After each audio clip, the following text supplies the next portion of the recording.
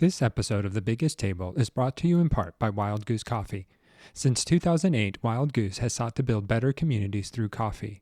And for our listeners, Wild Goose is offering a special promotion of 20% off a one-time order using the code TABLE at checkout. To learn more and to order coffee, please visit wildgoosecoffee.com.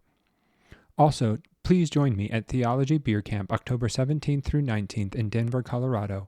Theology Beer Camp is a unique 3-day conference that brings together theology nerds and craft beer for a blend of intellectual engagement, community building, and fun. And because I am one of the God Pods at the conference, you as a listener can receive $50 off your ticket by using the code BIGGESTTABLE4CAMP, all caps, no spaces. The code is also in the show notes. I hope to see you there. In this episode of The Biggest Table, I am joined by renowned theologian and author Grace Ji-Sun Kim to discuss her work, her experiences with race and identity, and her thoughts on hospitality through food. Grace shares personal anecdotes, including her struggles with racism growing up in Canada and the cultural significance of Korean food. Our discussion delves into some of her latest book, When God Became White, exploring the concept of a white male God and its implications for society and the church. Grace emphasizes the power of shared meals in fostering understanding and dismantling racial and cultural barriers. I hope you enjoy the episode.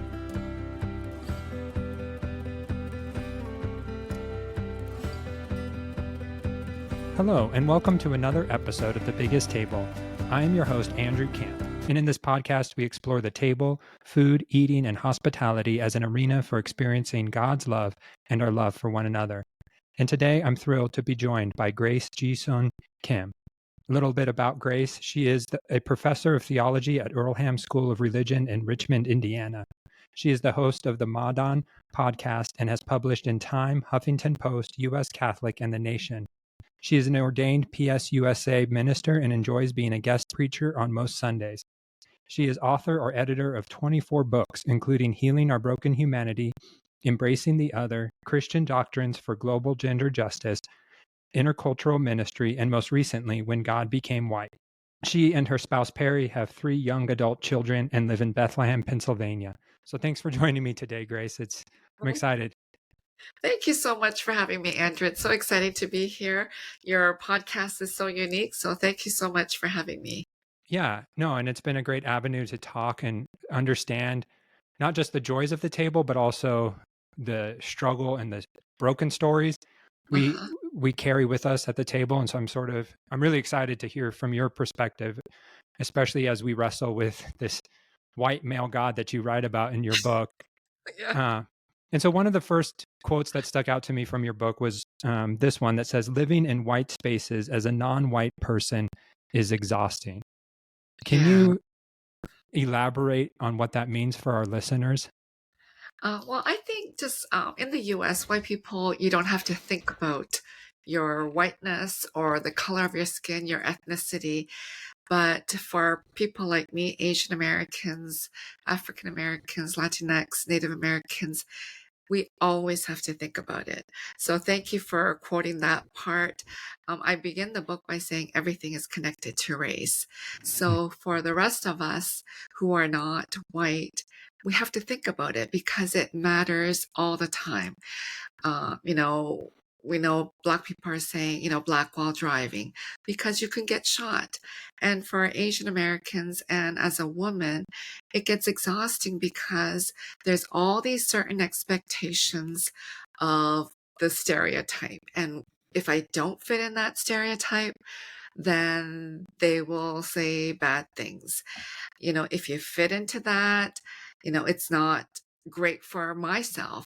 So it gets tiring and I'm always trying to explain myself. Why do you think that way? Why are you saying that way? Why?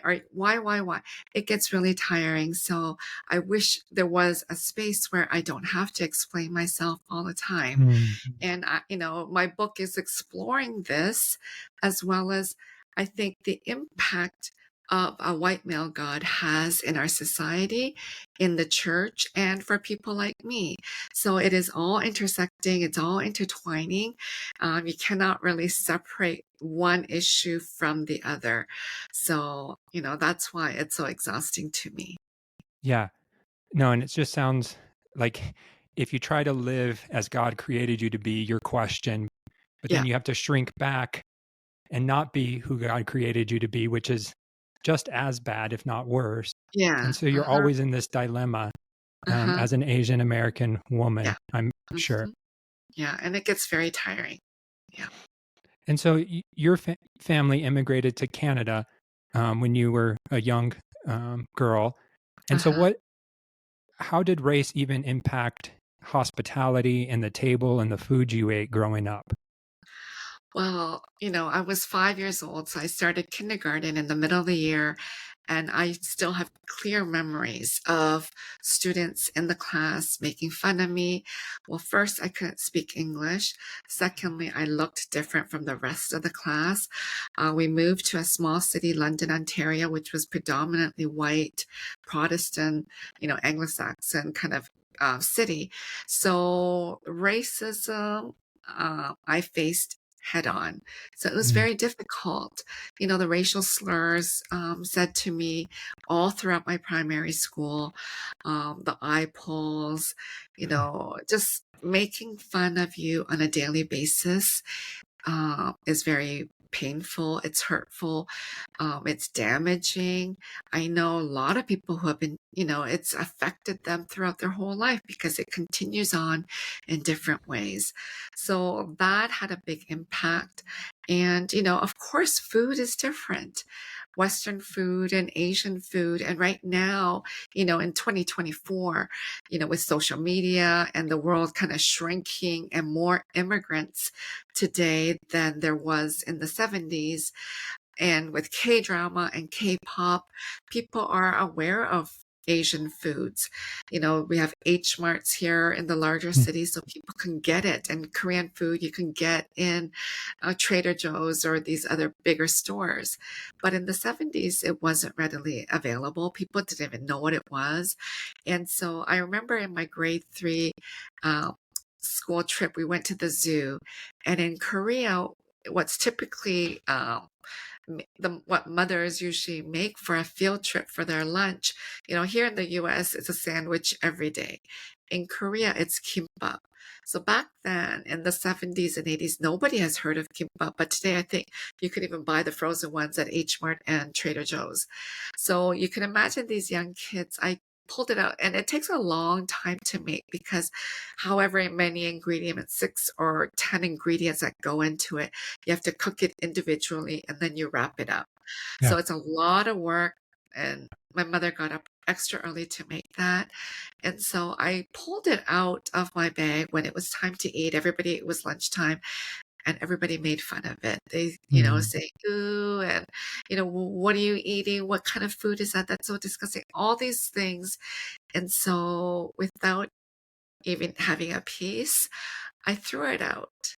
And like that was my quickest reaction because mm, everybody was making fun of my lunch, which was made with so much love and care and a lot of time. Because my mother worked, she had to get up extra early because that's what Korean mothers did in Korea. So that's what she had in her mind.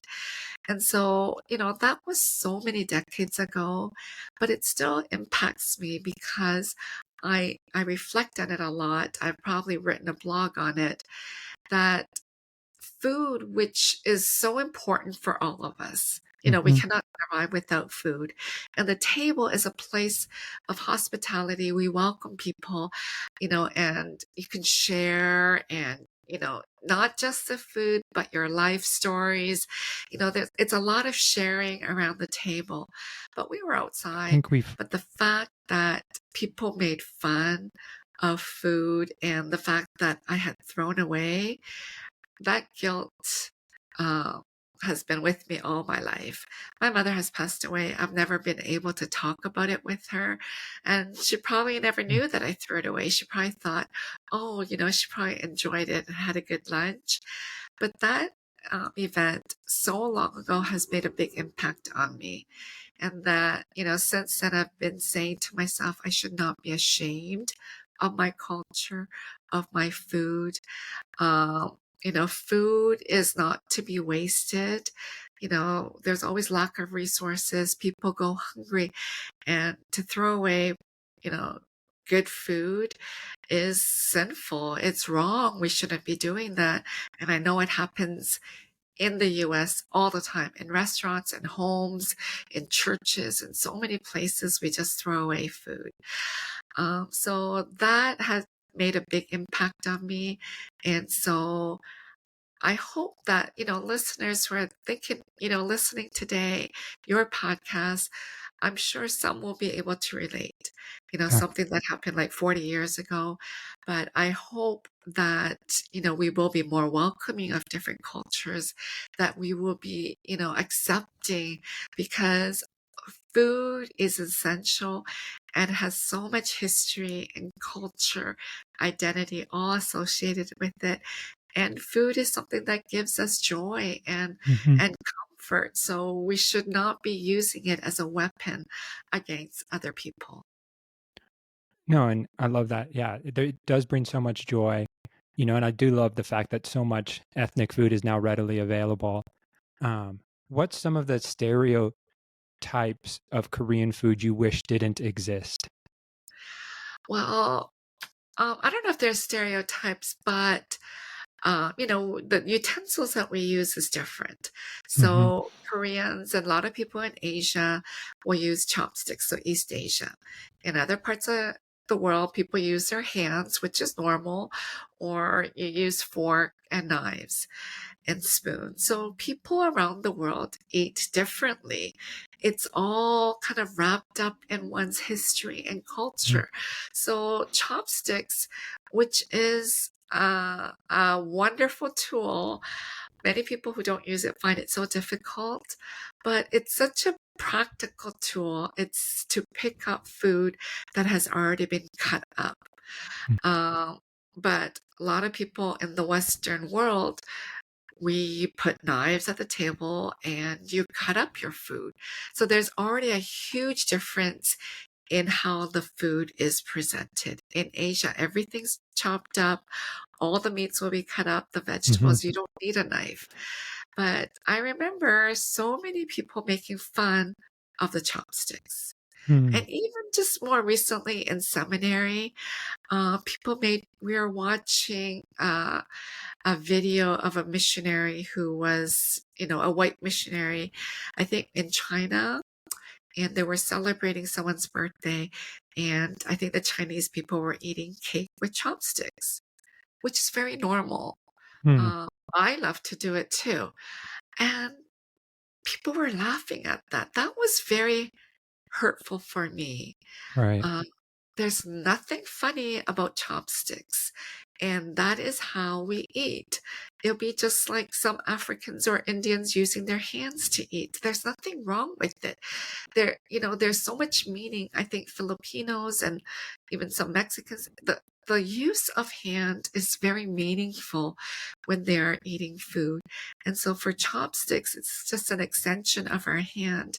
It's meaningful, and this, which country uh, you're in by the shape and the what it's made out of, because it could be made out of plastic or metal or wood. There's like so much significance to the chopsticks, but people making fun of it, Hmm. that's very hurtful and it's very racist. So I hope, it's not so much a stereotype of the food, but it is the utensils that's been very painful. I think when Hmm. it comes to food, uh, Korean food, Japanese food is very, very healthy. You know, we Hmm. don't we don't go to fast food as readily as people in the West. We're very conscious of the foods that we eat, how much fat or meat, that's all taken into consideration. And that's a very historical, cultural aspect. And I don't think you find that so much in the West. So I think just learning things about how foods are prepared and how we consume the food is a very, very good uh, thing. And to add about hospitality, in the Western context, if you're invited to someone's house, they always ask you, "Oh, how many people are you bringing? Like, are you bringing kids? Are you bringing your spouse or significant other?" That's always asked. Hmm. In Asia, nobody asks that question. Huh. Why? Because everything's chopped up. So if you bring like five of your kids, it's okay because you don't have to think about, oh, how many pieces of chicken do I need to cook? Because in the Western, home, Yeah. everyone's gonna get a piece of chicken. So you gotta make sure you have, if there's 8 people, you gotta make sure there's two extra, so maybe 10 or 11 pieces. In Asia, that's not, we don't Hmm. think about that. It doesn't matter because everything's chopped up. You'll just get a few less pieces or a few more pieces. So we don't need to ask how many people are coming. And many people just assume you're going to bring your whole family or many other people with you. And that's a very common practice of hospitality, that you will bring people that are associated with you to the table, to people's Hmm. home. And traditionally, we sat on the floor, so it didn't really matter if extra people came. You just kind of squeezed into the round table Right. that was already on the floor. So all these acts of hospitality, which are so different, and I find in Asian cultures, India and East Asian and many African cultures, are way more hospitable Hmm. than this Western world where, the knife is at the table and you're cutting up your meat or your fish. That's really interesting. Um, I never knew that about, the asking of how many people, and it's just part of the story I live in, and so it's just a Yeah. natural assumption. Uh-huh. Um, Yeah. and so is it rude to ask if I'm inviting a Korean over for dinner, Well, is it we rude? always no, we're so used to it now living in this culture, but I was just trying to make a Yeah, comparison of what is happening, and I find the Asian culture or the African or South America way more hospitable for than sure. in the Western. But I don't think it's rude because I think it's just a common thing that you do here. So Hmm. it's okay. I accept it, and I will answer how many will be coming. Gotcha. And so as you raised your own family, how did hospitality and the table emerge for your family, as you were raising your kids, as second generation um, kids in North America? That everyone is welcome at the table. Although, me with all those experiences of racism, which is all tied into this white male god, I was Hmm. always so nervous about sharing Korean food. Like if, Mm. if anyone was coming over, a white person, it was always going to be some sandwich or something like a non-Korean food because I was terrified to Hmm. serve it. But the last 15, 20 years with K dramas being so popular and people understanding Korean food, anytime someone comes over, I'm always saying, is Korean food okay? Because that's going to be my first choice of cooking. Yeah. And then if they can't eat it, then I'll just try to make some Western food. But I think, you know, with the children, I always get cooked Korean food. Some of them, they get tired of it, but I think as they're growing older, they've been very appreciative because they know it's so much healthier. It's good for your body. Hmm. And all these probiotics found in Korean food, that Yep. it's good for their gut. So they search for Korean food now. Nice. That's awesome.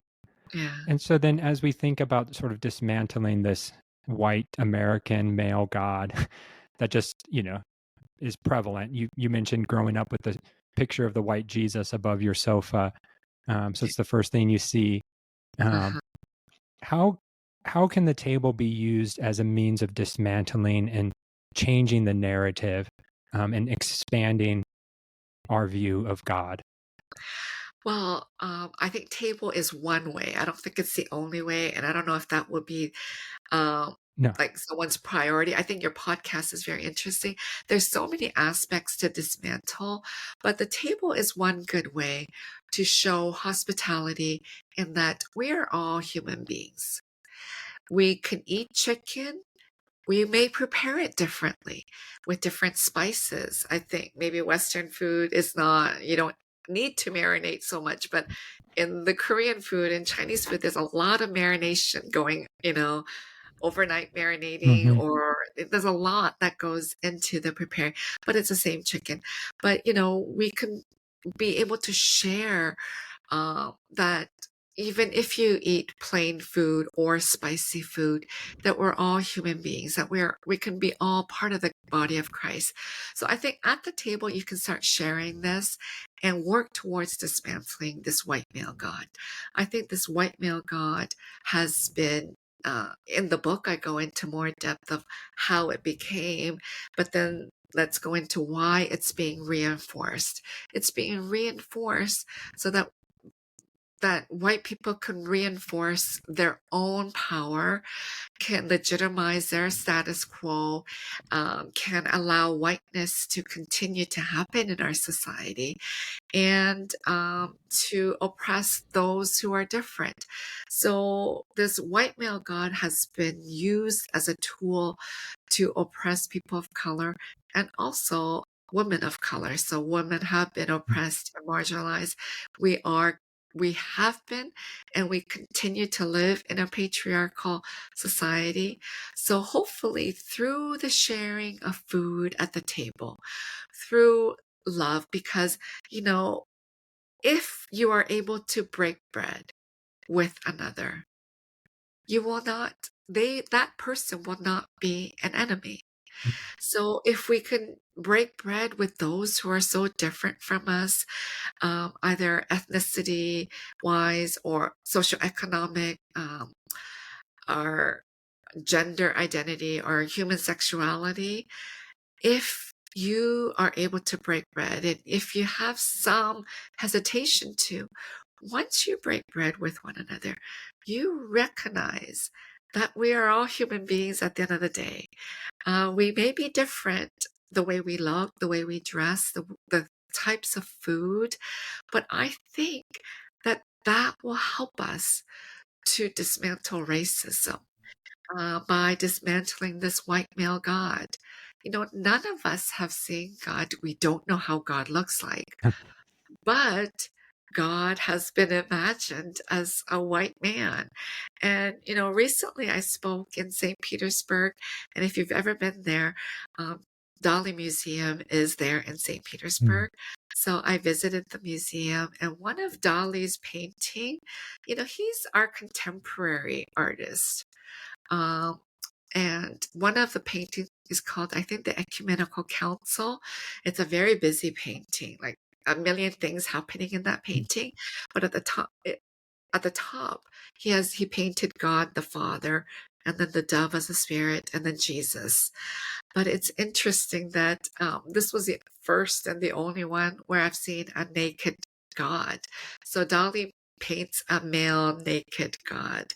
And Mm. so even today, you know, even in our recent contemporary world, the reinforcement of a white male God to reinforce kind of this white European uh, superiority over the rest of the world is quite interesting to see.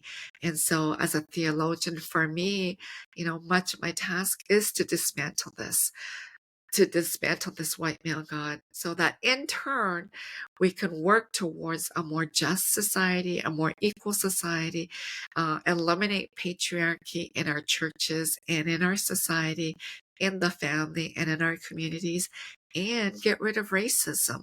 That is also racism is systemic. So Mhm. to eliminate that from our society, from our churches, is so important to do. No, it is. You know, and whites suffer from racism. Not that we experience it, but our stories are eliminated. And you mentioned this in the book of we Uh, lose our identity, our cultural identity, uh, by this whiteness. So we're no longer Irish American. We're just white. yeah, Um, exactly. and Uh-huh. so it's the elimination of all stories that we Yeah. suffer from. And so, yeah, your book is delightful, Oh, and a challenge. You know, um, and as we think about then like liturgies, is there a way to cultivate a non-white liturgy of the Lord's table? Like what might that look like maybe on a smaller practical scale?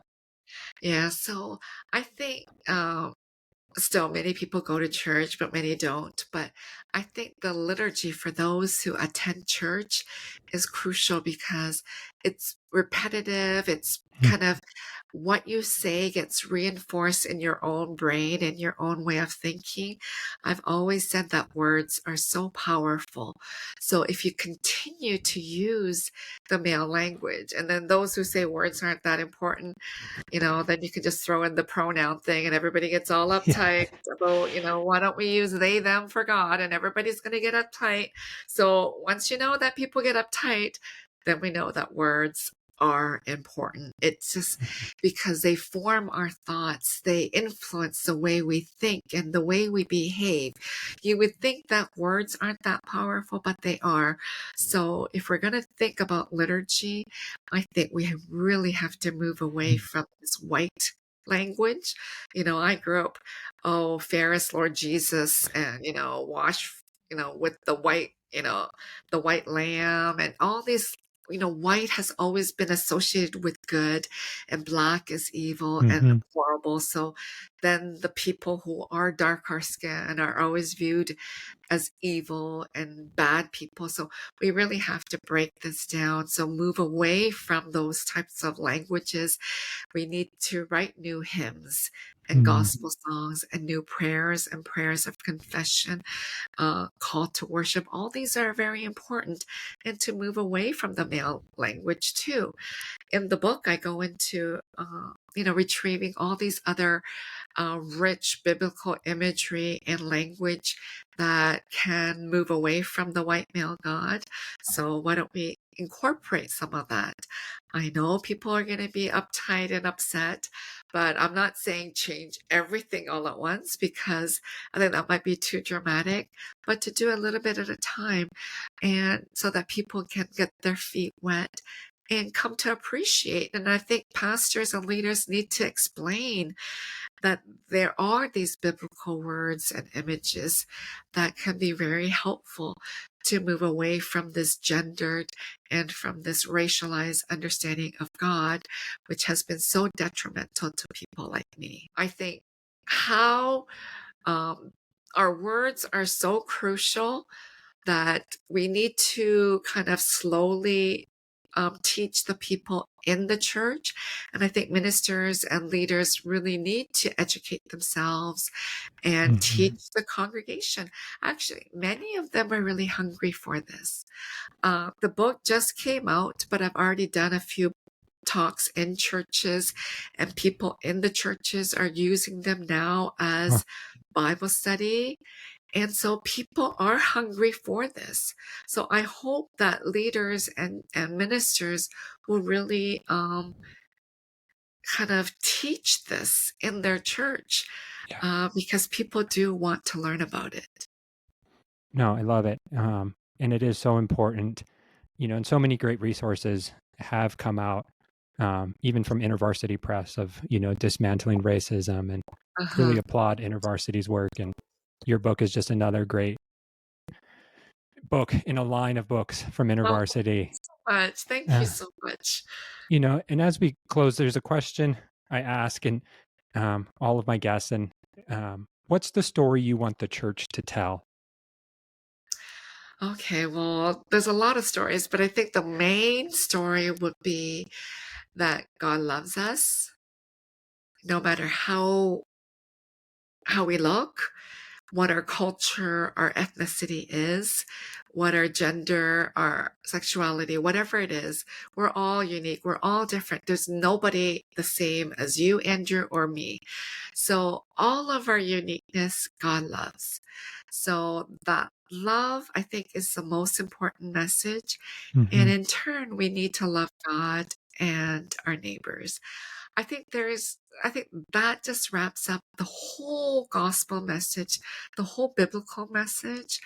And I think if we can focus on that, then I think we would all be trying to dismantle this white male God, Mm, and we'll all be trying to welcome everyone at the table, be yeah. excited to share our culture, our different cultures, our histories, the richness that comes into our food. Like the type of food we eat in Korea, some of it has been around for hundreds and thousands of years. We've been eating it. It's been modified as things change and new things come. But this is a rich history, and that goes with a lot of other cultures. So to really appreciate that, I think loving each other, if we break bread, we won't have an enemy. We will love that person who is sitting with us across from us. And so I think we need to break bread more often and just share the message of love. I think that is the most important thing. No, I appreciate that word. Yeah. Yeah. Thank you. And just some fun questions as we wrap up. So, what's one food you refuse to eat? Uh, well, now I don't eat meat, so I guess that would be Okay. one. Yeah, I've Gotcha. stopped eating. Yeah. Okay. So, That's fair. Yeah. so I And then, refuse to eat it right now. yeah, what's one of the best things you've ever eaten? Um, I think any type of seafood I enjoy so much. So, I think in Korea, the last time I went last summer, we had a sushi meal and it was just out of this world. Awesome. And then finally, there's a conversation among chefs about last meals, as in, if you knew you had one last meal to enjoy, what would it be? And so, if you knew you had one last meal, do you know what Uh-huh. might be on that table of yours? I would eat probably sushi or kimbap. And I love persimmons and Korean melons and Korean pears. So I would Mm, like that for my dessert. awesome. So that would be Well, my last meal. gotcha. Well, Grace, this has been so fun. I really enjoy this conversation. And if people want to learn more about your work and under, but understand, racism, where can they find you and learn more about what you're doing? Yeah, so I'm on social media, all under Grace Ji Sun Kim on Twitter, Instagram, and Facebook. So please follow me there. Yep. I'm posting all the time what I'm doing next and what Hmm. I'm writing. So please follow me. And I also have a Substack called Loving Life. I think it's Grace K. Kim. I couldn't put Grace Ji Sun Kim. I made a mistake at the beginning, so I couldn't. But they can follow my Substack on Loving Life, and they will get the events, my upcoming. And I hope some of your listeners will be coming to some of my events Yeah. around the US and abroad too. Yep. So, Because you'll be at yeah. Theology Beer Camp, I saw, correct? Yes, I'll be Yep. there and I'll be at different colleges and seminaries in the fall to speak. So Nice. I'm really excited about that. Yeah. I'll be at Theology Beer Camp as well and really looking forward to the time. Oh, okay. That'll be great to see you there. So thank you Yeah, again, that'll be Grace, for joining great. us. If you've enjoyed this episode, please consider subscribing, leaving a review, or sharing it with others. Thanks for joining us on this episode of The Biggest Table, where we explore what it means to be transformed by God's love around the table and through food. Until next time, bye.